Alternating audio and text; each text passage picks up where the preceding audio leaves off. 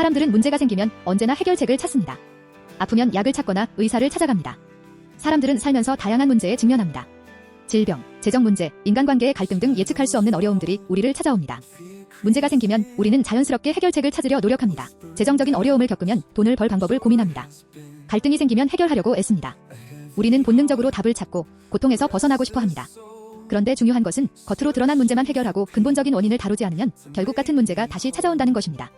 깊은 상처 위에 반창고만 붙이면 잠시 괜찮아 보일 수 있지만 결국 다시 아프게 됩니다. 사무엘상 16장 23절 사울왕은 악령이 그를 괴롭힐 때 다윗이 하프를 연주하면 평안을 얻고 정신이 맑아졌습니다. 하지만 그것은 일시적인 해결책이었습니다. 악령이 다시 그에게 침투하여 때때로 사울을 괴롭혔습니다. 왜 그랬을까요? 다윗의 하프 연주가 일시적으로 그의 고통을 진정시켰지만 그의 고통의 원인은 온전히 제거하지 않았기 때문입니다. 사울이 진짜로 해결해야 했던 문제는 하나님과의 관계였습니다. 교만과 불순종으로 인해 그는 하나님의 영을 잃었고 그 빈자리를 어둠이 채운 것입니다. 이것은 우리 삶에도 똑같이 적용됩니다.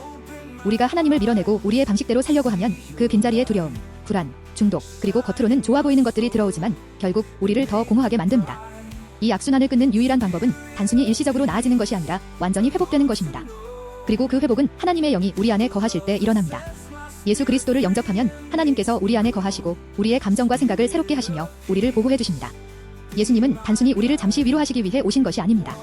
그분은 죄의 권세를 깨뜨리고 원수의 일을 멸하며 우리를 하나님과의 온전한 관계로 회복시키기 위해 오셨습니다. 십자가에서 예수님은 일시적인 승리가 아니라 완전한 승리를 이루셨습니다. 우리가 그분을 믿고 받아들일 때 하나님의 영이 우리를 다스리시고 보호하시며 진정한 치유와 회복으로 인도하십니다. 그러므로 오늘 단순히 기분이 나아지는 것으로 만족하지 마십시오. 예수님께서 주시는 온전한 치유와 회복을 경험하십시오. 마음을 여십시오. 하나님의 영이 여러분을 채우실 때 어떠한 어둠도 더 이상 틈타지 못할 것입니다.